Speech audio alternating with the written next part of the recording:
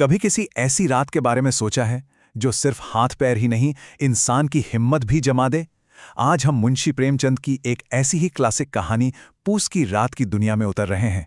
ये एक किसान, उसकी लाचारी और एक ऐसी रात की कहानी है जो उसकी जिंदगी हमेशा के लिए बदल देती है। लेकिन ये सिर्फ गरीबी और बेबसी की कहानी नहीं है। ये कहानी एक बहुत ही अजीब सवाल खड़ा करती है। सवाल ये है कि क्या अपना सब कुछ खो देना किसी तरह से जीत हो सकती है? बड़ा अजीब सवाल है ना? चलिए इसका जवाब हम हल्कू की कहानी में ढूंढते हैं। तो कहानी का पहला हिस्सा है कर्ज और कंबल। शुरुआत होती है हल्कू और उसकी पत्नी मुन्नी के साथ। उनके दरवाजे पर साहूकार खड़ा है अपना कर्ज वसूलने। माहौल में आप समझ सकते हैं, एक तनाव है, एक घुटन वाली बेबसी है। और उनके पास है क्या? सिर्फ 3 रुपए। यही है उनकी जिंदगी भर की कमाई, उनकी पूरी पूंजी, एक एक पाई जुड़ी हुई। और ये पैसे किसी शौक के लिए नहीं जोड़े थे, बल्कि एक कंबल खरीदने के लिए। एक ऐसा कंबल जो हल्कू को पूस की जानलेवा ठंड में खेत पर रात गुजारते वक्त जिंदा रख सके। तो ये सिर्फ 3 सिक्के नहीं हैं, ये उसकी जिंदगी की आखिरी उम्मीद है। अब सोचिए, उनके सामने क्या दुविधा है। एक तरफ अगर साहूकार को पैसे दे दिए तो जिल्लत से, गालियों से बच जाएंगे, लेकिन फिर उस हड्डियां कपा देने वाली ठंड का सामना कैसे करेंगे बिना कंबल के? और दूसरी तरफ अगर कंबल खरीद लिया तो ठंड से तो जान बच जाएगी, लेकिन फिर साहूकार का गुस्सा कौन झेलेगा?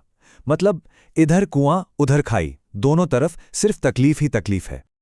और यहीं पर मुन्नी का गुस्सा, उसकी फ्रस्ट्रेशन फूट पड़ती है। वो कहती है, हमारा जन्म ही कर्ज चुकाने के लिए हुआ है, छोड़ दो ये खेती। उसकी आवाज में पूरी जिंदगी की थकावट है, एक ऐसी बेबसी जिसका कोई अंत नहीं दिखता। और आखिर में क्या करती? दिल पर पत्थर रखकर वो 3 रुपए हल्कू को दे ही देती है, ये जानते हुए भी कि अब आगे क्या होने वाला है।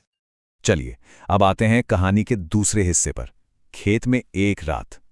अब कहानी अपने असल मोड़ पर आ रही है, वही रात जिसे हल्कू को अपने खेत में अकेले गुजारना है। तो पूस की रात शुरू होती है, एक काली सर्द रात। अंधेरा इतना कि जैसे सब कुछ निगल लेगा। और सर्दी ऐसी कि चुभती नहीं, काटती है, बिल्कुल बेरहम। हल्कू का असली इम्तिहान अब शुरू होता है। और यहां प्रेमचंद का जादू देखिए। उन्होंने सर्दी को एक जिंदा किरदार बना दिया है। वो लिखते हैं कि आसमान में तारे तक कांप रहे थे और ठंड एक भूत की तरह हल्कू के सीने पर बैठ गई थी। तो यहां ठंड सिर्फ मौसम नहीं है, वो एक दुश्मन है, एक जानी दुश्मन। इस कयामत की ठंड में हल्कू का एक ही साथी है, उसका कुत्ता जबरा। और हल्कू उससे बातें करता है, क्यों रे जबरा, ठंड लग रही है? मैंने तो कहा था घर पर ही रहे, यहां क्यों आया मेरे साथ ठिठुरने? ये उनकी बातचीत उनके रिश्ते की गहराई दिखाती है। दोनों एक ही तकलीफ से गुजर रहे हैं। अब आता है कहानी का तीसरा हिस्सा, आग की जीत। जब ठंड बिल्कुल बर्दाश्त से बाहर हो जाती है, ऐसा लगता है कि बस अब कुछ नहीं हो सकता, ठीक तभी हल्कू हार नहीं मानता। वो इस ठंड से लड़ने का एक रास्ता निकाल ही लेता है, और यही उस रात का टर्निंग पॉइंट है। तो हल्कू क्या करता है? पास के आम के बाग में जाकर सूखी पत्तियों का ढेर इकट्ठा करना शुरू कर देता है और फिर उन्हें जलाकर एक अलाव तैयार करता है। सोचिए, उस ठंड के बेहद बड़े समंदर के बीच गर्मी का एक छोटा सा टापू। ये सिर्फ आग नहीं थी, ये ठंड के खिलाफ हल्कू का ऐलाने जंग था। और जैसे ही आग की गर्मी उसके ठंडे जिस्म में जाती है ना, एक नई हिम्मत आ जाती है। वो ठंड को चैलेंज करता है, कहता है कर ले जो करना है। एक पल के लिए ही सही, पर यह एक मुकम्मल जीत थी। उस पल में उसे लगा जैसे उसने ठंड को हरा दिया। और फिर शुरू होता है जश्न। पहले पत्तियों का पहाड़ बनाया, फिर उसमें आग लगाई, एकदम भड़कती हुई आग। गर्मी ने जब जिस्म में जान डाली तो खुशी के मारे वो आग के ऊपर से कूदने लगा। और जबरा भी, छोटी सी लेकिन क्या शानदार जीत थी वो।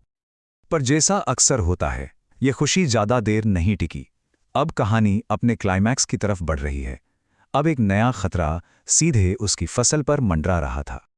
हल्कू अभी उस गर्मी के सुकून में डूबा ही हुआ था कि उसे एक आवाज सुनाई देती है, चर चर। ये आवाज वो पहचानता है, ये नील गायों की आवाज है। एक पूरा झुंड उसके खेत में घुस आया है और उसकी साल भर की मेहनत को बर्बाद कर रहा है। और अब हल्कू के अंदर एक जंग शुरू हो जाती है। एक तरफ उसका किसान होने का फर्ज चीख रहा है, उठकर इस जहरीली ठंड में जा और अपनी फसल बचा। और दूसरी तरफ उसका जिस्म, उसकी थकान उससे कह रही है, नहीं, यहीं राख की गर्मी में लेटा रहे, बाहर निकला तो मर जाएगा। वो उठने की कोशिश करता भी है, हिम्मत जुटाता है, लेकिन ठीक उसी पल हवा का एक झोंका आता है, एक ऐसा झोंका जो बिच्छू के डंक की तरह चुभता है। और बस यही वो पल था जिसने सारा फैसला कर दिया। वो नहीं हिला, एकदम नहीं। उस एक पल में उसके जिस्म की जरूरत उसके किसान होने के फर्ज पर भारी पड़ गई। उसने हार मान ली, सिर्फ ठंड से नहीं, बल्कि अपनी उस जरूरत से जो उस वक्त सबसे बड़ी थी। और अब कहानी का आखिरी हिस्सा, एक अजीब सी आज़ादी। अगली सुबह रात का हिसाब किताब लेकर आती है और साथ ही लाती है इस कहानी का सबसे बड़ा, सबसे अजीब पैराडॉक्स। सुबह जब मुन्नी आती है तो वो परेशान है, मायूस है। हल्कू को जगाते हुए कहती है, क्या दिन भर सोते ही रहोगे? उठकर देखो, पूरा खेत बर्बाद हो गया है। उसकी आवाज में आने वाले कल की चिंता साफ सुनाई दे रही है। लेकिन हल्कू का जवाब सबको हैरान कर देता है। वो मुन्नी की तरह दुखी नहीं है, बल्कि उसके चेहरे पर एक अजीब सा सुकून है, एक राहत है। और वो कहता है, अच्छा ही हुआ, कम से कम अब रात को इस ठंड में यहां सोना तो नहीं पड़ेगा। और यहीं प्रेमचंद हमें सवाल के साथ छोड़ जाते हैं। फसल तो बर्बाद हो गई, तो क्या हल्कू आजाद हो गया? उन सर्द रातों में खेत पर सोने की मजबूरी से आजाद? या फिर अब कर्ज चुकाने के लिए उसे जो मजदूरी करनी पड़ेगी वो उसे एक नए बंधन में, एक नई कैद में डाल देगी? ये जीत थी या हार? या फिर ये एक ऐसी हार थी जिसमें आजादी का एहसास छिपा था? इस पर सोचना जरूरी है।